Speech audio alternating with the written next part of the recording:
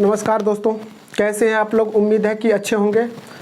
आज का जो क्लास है वो थेल्स प्रमेय के बारे में है। क्लास 10th के प्रमेय 6.1 जो थेल्स प्रमेय के नाम से जाना जाता है। तो आज हम थेल्स प्रमेय को प्रूफ करने वाले हैं। कैसे करते हैं आइए देखते हैं। तो सबसे पहले हम क्या लिखते हैं, कथन। क्या लिखते हैं, कथन। कथन क्या है, कथन है किसी त्रिभुज में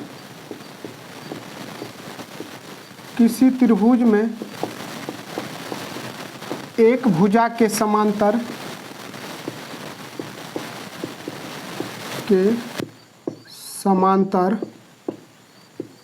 किसी त्रिभुज में एक भुजा के समांतर खींची गई रेखा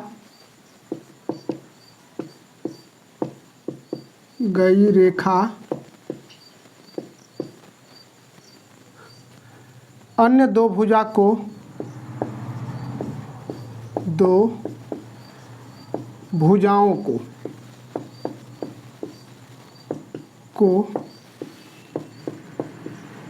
एक ही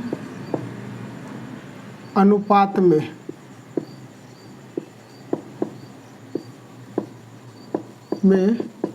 विभाजित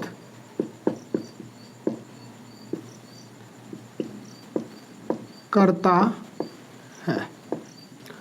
देख लेते हैं कथन क्या है।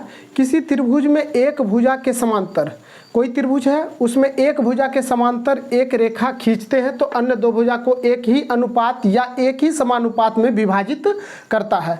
लैंग्वेज थोड़ा सा चेंज भी हो सकता है लेकिन कैलकुलेशन एक ही होना चाहिए। तो कुछ चेंज भी हो सकता है। आपको एग्जाम में कैसे पूछेगा, तो एग्जाम में पूछा जाएगा कि थेल्स प्रमेय को सिद्ध करें, थेल्स प्रमेय को लिख करके सिद्ध करें। या फिर ये कथन दे दिया जाएगा, कहेगा कि किसी त्रिभुज में एक भुजा के समांतर खींची गई रेखा अन्य दो भुजाओं को एक ही अनुपात में विभाजित करती है, इसको साबित करें, प्रूफ करना है। तो देखिए यही कथन में सब कुछ दिया है, क्या दिया है और क्या प्रूफ करना है सब इसी में है। तो कह रहा है कि किसी त्रिभुज में एक भुजा के समांतर, तो सबसे पहले अब क्या करेंगे, एक त्रिभुज बनाएंगे। एक क्या बनाएंगे, त्रिभुज। इस तरह से एक त्रिभुज बना लिए, ABC एक त्रिभुज बना लिए। अब कह रहा है कि एक भुजा के समांतर खींची गई रेखा, तो BC के समांतर हम एक रेखा खींच लेते हैं। BC के समांतर एक DE रेखा खींच लेते हैं। BC के समांतर क्या खींच लिए, एक DE रेखा खींच लिए। खींची गई रेखा अन्य दो भुजाओं को एक ही अनुपात में विभाजित करता है। अब प्रूफ करना है कि अन्य जो दो भुजा है AB और AC, एक भुजा था BC जिसके समांतर हम DE रेखा खींच लिए, और जो बाकी दो भुजा है इस त्रिभुज का तो AB है और एक है AC। तो इस दोनों को एक ही अनुपात में ये DE रेखा क्या करती है, विभाजित करती है। यही हमको साबित करना है। तो अब कथन के बाद हम क्या लिखते हैं, कथन के बाद लिखते हैं दिया है। अब देखिए फिगर बनाए हैं तो मानेंगे, माना कि ABC एक त्रिभुज है। ABC एक क्या है, त्रिभुज है, जिसमें क्या दिया है, समांतर रेखा कौन है, DE समांतर BC है, जिसमें DE समांतर BC है। DE रेखा जो है सो किसके समांतर है, BC के समांतर है। इतना चीज दिया है। अब दिया है के बाद हम क्या लिखते हैं, सिद्ध करना है। दिया है के बाद क्या लिखते हैं, सिद्ध करना है। सिद्ध करना है। सिद्ध क्या करना है, सिद्ध करना है कि जो रेखा BC के समांतर खींचे हैं DE अन्य दो भुजा को एक ही अनुपात में विभाजित करता है। तो मतलब AB को और AC को एक ही समानुपात में क्या करता है, विभाजित करता है, या एक ही अनुपात में विभाजित करता है। अर्थात AD बट्टा हो जाएगा DB। AD बट्टा कितना हो जाएगा, DB। तो AD बट्टा DB और बराबर हो जाएगा AE बट्टा EC। AE बट्टा EC यही होता है। इसी को क्या करना है, प्रूफ करना है। AD बट्टा DB बराबर होता है AE बट्टा EC को प्रूफ करना है। अब सिद्ध करना के बाद रचना क्या करते हैं, सो देखिए रचना रचना में क्या करते हैं, बी से ई को मिला देते हैं और सी को डी से, बी को ई से एवं सी को डी से मिलाया। बी को ई से अब देखिए जो मिलाएंगे रचना होगा वो डॉट लाइन में होगा, टूटी हुई रेखा में मिला दिए, और सी को क्या किए हैं, डी से मिला दिए। इस तरह से मिला दिए, बी को ई से एवं सी को डी से मिलाया। और अब देखिए डी, ये वाला एक लंब हम खींच लेते हैं, ये डी एफ लंब AC रेखा पर डाल देते हैं। ये पूरा AC है, इस पर हम DF लंब क्या किए हैं, डाल दिए, और DF लंब AC पर एवं फिर देखिए इसको हम इस तरह से DEG, इसको G मान लेते हैं, तो EG लंब हम किस पर डाल लिए हैं, AB पर डाल लिए हैं। किस पर डाल लिए हैं, AB पर। तो AB पर हम क्या डाल लिए हैं, EG या GE, तो GE लंब किस पर डाले हैं, AB पर डाला। अब देखिए एक चीज़ समझ लीजिए, एक रेखा है उस पर एक अगर हम लंब डालते हैं, एक रेखा है उस पर अगर हम लंब डालते हैं, तो अगर इस रेखा का नाम है AB और इस लंब का नाम है PQ, तो जो लंब होगा उसको पहले लिखेंगे। तो PQ लंब है, किस पर लंब है, तो लंब का साइन देंगे, और किस पर है, तो AB पर है। किस पर है, AB पर है। तो जो लंब होगा उसको पहले लिखेंगे, फिर लंब का साइन देंगे, और जिस पर लंब होगा उसको बाद में लिखेंगे। तो ये समझ में आ गया होगा। तो ये किस तरह से लिखे हैं, बस उसी कॉन्सेप्ट पर इसको हम लिख लिए हैं। इसको हम मिटा लेते हैं इधर। अब देखिए रचना के बाद क्या लिखते हैं, उपपत्ति या प्रमाण। तो हम उपपत्ति लिख लेते हैं, उपपत्ति। अब देखिए समझिएगा थोड़ा, एक बार त्रिभुज हम ले लेते हैं ADE, ऊपर वाला त्रिभुज ADE, ये वाला। तो इसका क्षेत्रफल निकालेंगे, तो एरिया ऑफ ट्राइंगल मतलब ADE। अब समझिए ADE त्रिभुज का क्षेत्रफल, इसको हम लिख लिए एरिया ऑफ ट्राइंगल ADE का क्षेत्रफल, और बट्टा कर देते हैं। अब हम किस त्रिभुज का क्षेत्रफल निकालेंगे, तो देखिए यहाँ पे DE, ये वाला DEB का क्षेत्रफल, DEB का क्षेत्रफल। इस तरह से हम एक बना लेते हैं, ये वाला इस तरह से, तो ABC DE, तो इस त्रिभुज का क्षेत्रफल DEB का क्षेत्रफल। तो एरिया ऑफ ट्राइंगल DEB। अच्छा एक बात बताइए, त्रिभुज का क्षेत्रफल क्या होता है, त्रिभुज का क्षेत्रफल होता है 1/2 आधार गुने ऊंचाई या शीर्षलंब। तो इस त्रिभुज का देखिए 1/2 गुने आधार। अब देखिए यहाँ से अगर हम लंब इस पर डाले हैं, क्या चीज़ डाले हैं, G, इधर वाला बेस ले रहे हैं, AB ले रहे हैं, तो ये वाला लंब लेंगे। तो AB इसमें ये वाला ले रहे हैं भुजा, तो इसका लंब क्या हो जाएगा, GE हो जाएगा ये वाला। तो ये वाला त्रिभुज का लंब भी क्या हो जाएगा, GE हो जाएगा, और आधार क्या हो जाएगा AD हो जाएगा। तो 1/2 आधार क्या हो जाएगा AD आधार, और गुने ऊंचाई या शीर्षलंब, ऊंचाई इसका क्या हो जाएगा GE हो जाएगा, GE, और बट्टा फिर 1/2 आधार। अब देखिए थोड़ा इसको हम मिटा लेते हैं, एक और कॉन्सेप्ट समझ लीजिए। अब हमको त्रिभुज कौन लेना है, ये वाला BD,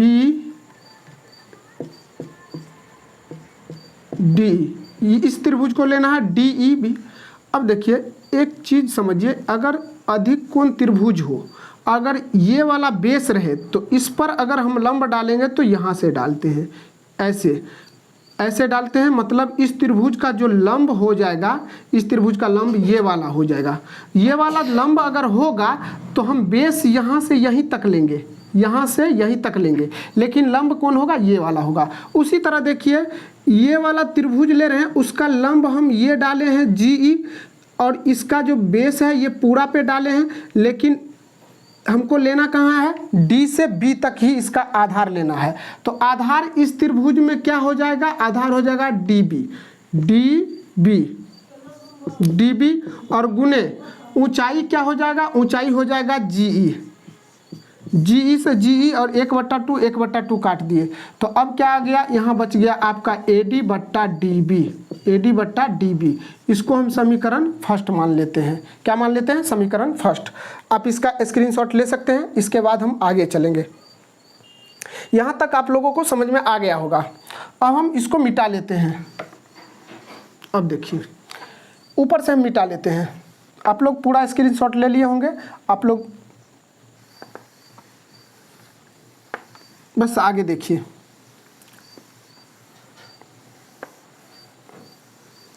फिगर रहने देते हैं, यही से सब कुछ है। फिगर अगर समझ में आ गया तो सब कुछ आपको समझ में आ जाएगा। अब इसको हम ऊपर लिख लेते हैं, अभी काम होगा।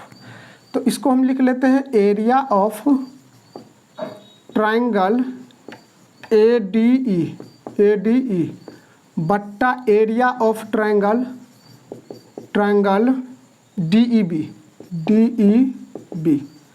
बराबर क्या बच गया है, AD बट्टा DB। ये समीकरण फर्स्ट है, तो इसको हम फर्स्ट कर लिए हैं। इसको मिटा लेते हैं क्योंकि इसका अभी हम यूज करेंगे। अब देखिए अगेन, अब हम फिर क्या करेंगे, अगेन अब एरिया ऑफ ट्राइंगल ADE बट्टा ये ऊपर वाला, फिर एक बार हम यही ऊपर वाला त्रिभुज का क्षेत्रफल निकालेंगे, और उसका अनुपात किससे निकालेंगे, इधर वाला त्रिभुज DEC, ये वाला त्रिभुज DEC के साथ ABC। अब इस तरह से, तो इसका जो लंब होगा ये वाला है, ये है लंब, तो DEC, तो एक बार ये वाला ADE त्रिभुज का क्षेत्रफल, उसके बाद क्या लेंगे, एरिया ऑफ ट्राइंगल क्या ले लेंगे, इधर वाला ये वाला, तो DEC का क्षेत्रफल, तो DEC बराबर 1/2 आधार। अब देखिए ये ऊपर वाला त्रिभुज लिए हैं, इधर वाला अगर बेस ले रहे हैं तो उसका शीर्षलंब क्या हो जाएगा, ये वाला DF हो जाएगा, तो DF, तो इस त्रिभुज का आधार क्या हो जाएगा, AE होगा, तो AE और गुने ऊंचाई क्या हो जाएगा, DF बट्टा। अब देखिए त्रिभुज किस त्रिभुज का क्षेत्रफल निकालना है, एरिया ऑफ त्रिभुज DEC इस त्रिभुज का क्षेत्रफल निकालना है। तो हमारा बेस क्या हो जाएगा, एक फॉर्मूला क्या होता है, 1/2 आधार क्या हो जाएगा, E से C, ये वाला E से C हो जाएगा, तो EC और गुने ऊंचाई कौन हो जाएगा, DF। इधर वाला ले रहे हैं क्योंकि ये जो लंब डाले हैं ये पूरा AC पर डाले हैं, तो लंब क्या हो जाएगा, DF।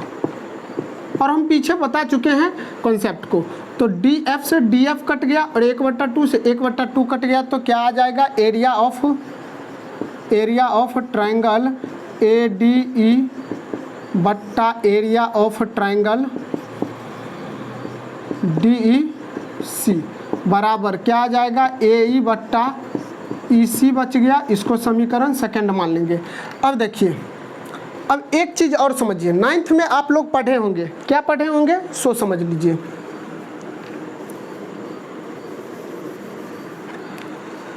9th में पढ़े होंगे इस तरह से, एक चतुर्भुज इस तरह से ले लेते हैं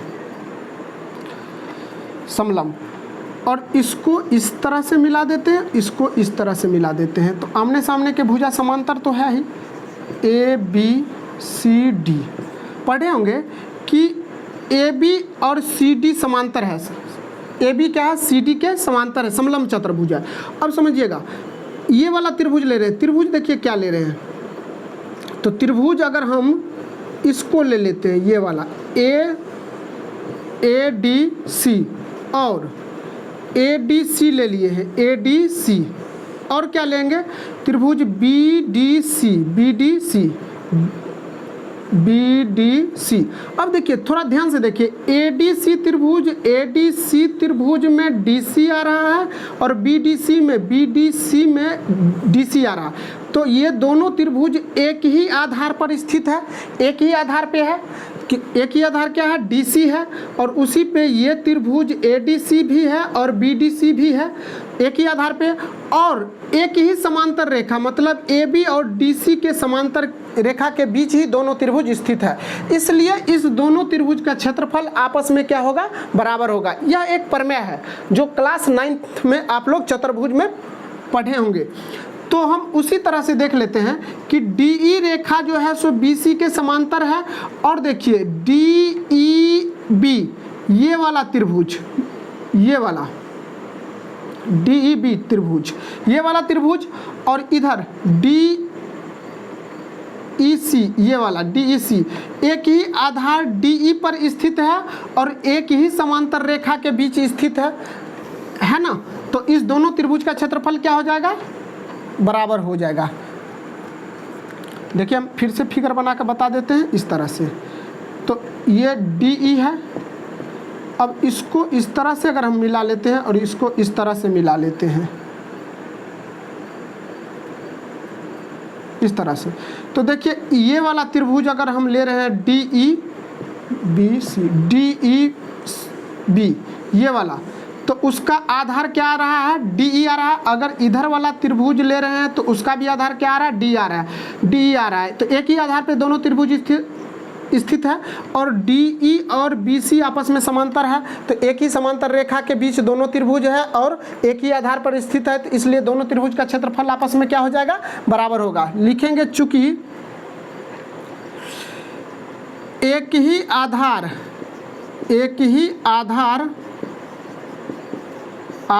और एक ही समांतर रेखा के बीच, नहीं तो इस तरह से लिख लेते, अच्छा तरह से नाम लिख लेते हैं त्रिभुज का, लिख लेंगे चूंकि त्रिभुज DBE या DEB और त्रिभुज DEC एक ही आधार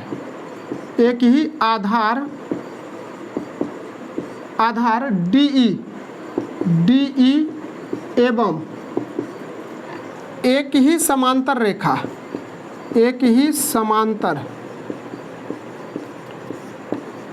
रेखा DE और BC के बीच स्थित है। तो इसीलिए दोनों त्रिभुज का क्षेत्रफल आपस में बराबर होगा। एरिया ऑफ ट्रायंगल DEB बराबर हो जाएगा एरिया ऑफ ट्रायंगल किसका, DEC का। अब थोड़ा ध्यान दीजिए, ध्यान देने वाली बात क्या है कि बहुत सारे टीचर क्या करते हैं, यहीं पे समीकरण थर्ड मान लेते हैं, समीकरण फर्स्ट सेकंड एवं थर्ड से क्या कर देते हैं, AD बट्टा DB और बराबर AE बट्टा EC कर देते हैं। लेकिन ये कैसे होता है, हम थोड़ा एक्सप्लेन कर देते हैं यहाँ पे, इसको हम मिटा लेते हैं। अब देखिए DEB जो है DEC के बराबर है, तो DEB के जगह पर हम DEC लिख सकते हैं, DEC लिख सकते हैं, या फिर DEC के जगह पर हम DEB लिख सकते हैं, तो DEC के जगह पर हम DEB लिख सकते हैं। तो कहीं पर हम क्या करेंगे, इसका वैल्यू रख देंगे, तो हम समीकरण फर्स्ट में ही रख देते हैं। तो समीकरण फर्स्ट में एरिया ऑफ ट्रायंगल, समीकरण फर्स्ट में समीकरण सेकंड का मान रखने पर, तो समीकरण फर्स्ट क्या है, एरिया ऑफ ट्रायंगल ADE बट्टा एरिया ऑफ ट्रायंगल। अब देखिए DEB, DEB के बदला हम क्या लिख सकते हैं? DEB किसके बराबर है? DEC के बराबर है। तो DEB के जगह पर हम क्या लिख सकते हैं? DEC, DEC जो बराबर होगा किसका होगा? AD बट्टा DB। AD बट्टा क्या हो जाएगा? DB। फैन बंद कर दो तो बिट्टू, पंखा बंद करो। AD बट्टा क्या हो जाएगा? DB। अब देखिए इसको मान लेते हैं समीकरण फोर्थ। अब देखिए समीकरण 4 का और समीकरण 2 का ये बायां साइड वाला आपस में मिल रहा है ना, तो मिल रहा है, तो ये दोनों अगर बराबर है तो ये दोनों भी आपस में क्या हो जाना चाहिए? बराबर हो जाना चाहिए। तो हम यहाँ पर लिख सकते हैं समीकरण सेकंड एवं फोर्थ से क्या हो जाएगा? ये दोनों आपस में बायां पक्ष और बायां पक्ष आपस में बराबर है, तो दायां पक्ष और दायां पक्ष भी आपस में क्या हो जाएगा? बराबर। तो AE बट्टा क्या हो जाएगा? EC और बराबर क्या हो जाएगा? AD बट्टा DB। यही प्रूफ करना था, यही क्या करना था? प्रूफ करना था। यही होता है थेल्स प्रमेय। तो आशा करते हैं कि आप लोग को समझ में आया होगा। आप इसका स्क्रीनशॉट ले सकते हैं और बेहतरीन तरीका से आया होगा। तो अगर आप लोगों को अच्छा लगा होगा तो लाइक, शेयर और कमेंट जरूर कीजिएगा, और मेरे चैनल पे नए होंगे तो मेरे चैनल को सब्सक्राइब जरूर कीजिएगा। पूरा ज्यामिति का हम डालेंगे। अगर पूरा आपको क्लास 10th का मैथ पढ़ना है तो मेरे YouTube चैनल पे जाकर के आप देख सकते हैं, शुरू से हम वीडियो डाल रहे हैं। Thank you.